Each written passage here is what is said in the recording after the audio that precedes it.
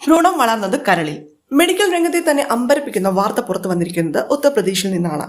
ബുലന്ദേശ്വറിൽ നിന്ന് 30-കാരിയുടെ കരളിലാണ് ഭ്രൂണം വളർന്നത്.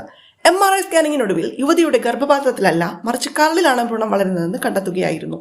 12 ആഴ്ച പ്രായമുള്ള ഗർഭസ്ഥ ശിശുവാണ് കരളിൽ വളർന്നത്. ഇൻട്രാഹെപ്റ്റിക് എക്ടോപിക് പ്രഗ്നൻസി എന്നാണ് ഈ അവസ്ഥയെ വിളിക്കുന്നത്. ഭ്രൂണം കരളിലെ കോശങ്ങളിൽ വളരുകയാണ് ഇവിടെ സംഭവിക്കുന്നത്. ഇന്ത്യയിൽ തന്നെ ആദ്യത്തേതാകാം ഈ സംഭവം എന്നാണ് വിദഗ്ധർ കരുതുന്നത്.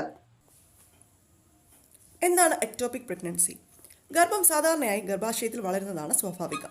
എന്നാൽ ഗർഭാശയത്തിന് പുറത്തായി Fallopian tube, ovary, petal region അല്ലെങ്കിൽ വിരളമായി കരളിൽ വരെ ഭ്രൂണം ഇംപ്ലാന്റ് ചെയ്യുമ്പോൾ അതിനെ എക്ടോപിക് പ്രഗ്നൻസി എന്ന് വിളിക്കുന്നു. ഇത് ജീവിതത്തിന് ഭീഷണിയായതിനാൽ ഉടൻ തന്നെ തിരിച്ചറിയുകയും ശസ്ത്രക്രിയയോ മരുന്ന് വഴി ചികിത്സ നേടുകയും ചെയ്യേണ്ടതാണ്.